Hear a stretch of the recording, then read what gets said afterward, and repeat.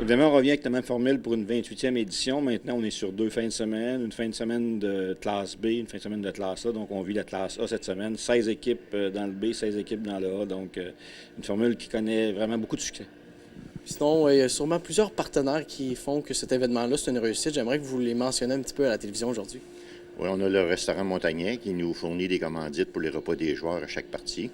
Ensuite, pour les bénévoles, les nombreux bénévoles qu'on a, on a le restaurant Saint-Hubert et le restaurant Montagnet qui nous fournit aussi les repas pour les bénévoles. Ensuite, on a l'Union des producteurs de lait, le Capital national Côte-Nord, qui nous fournissent le lait au chocolat qu'on donne à chaque joueur durant la partie.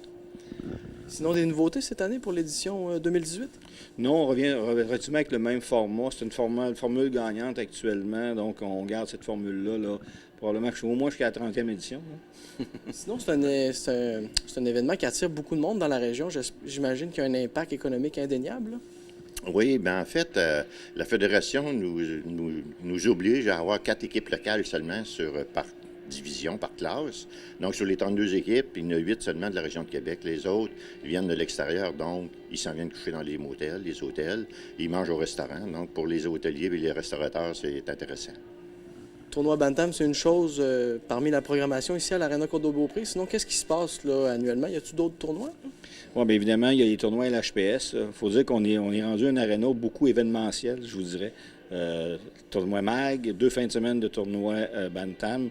Il y a 4 tournois LHPS. Donc, évidemment, avec l'école secondaire aussi. Donc, évidemment, l'aréna est de plus en plus là, événementiel là, pour plusieurs événements durant la saison. J'imagine qu'on accueille aussi des clubs, là. Je pense que le club de patinage artistique aussi tient ses activités ici, si je ne me trompe Oui, pas. le club tient ses activités ici. Il y a d'ailleurs un spectacle de fin de saison qui s'en vient bientôt.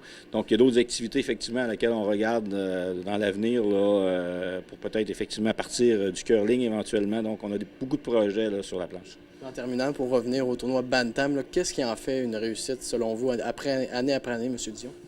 Après année, bien, le programme a trois parties assurées. Les équipes, beaucoup d'équipes, ils aiment ça, là, ça leur fait plaisir, oui, parce qu'ils sont sûrs de jouer 3 parties.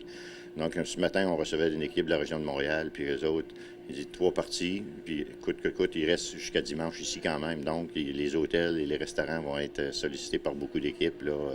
C'est quand même 325 joueurs qui viennent de l'extérieur accompagnés de leurs parents, là. C'est important, justement, quand on organise un événement comme ça, de s'ancrer dans la communauté avec des partenaires. Là. Vous mentionnez le restaurant Montagnet. La réussite d'un événement, ça passe par...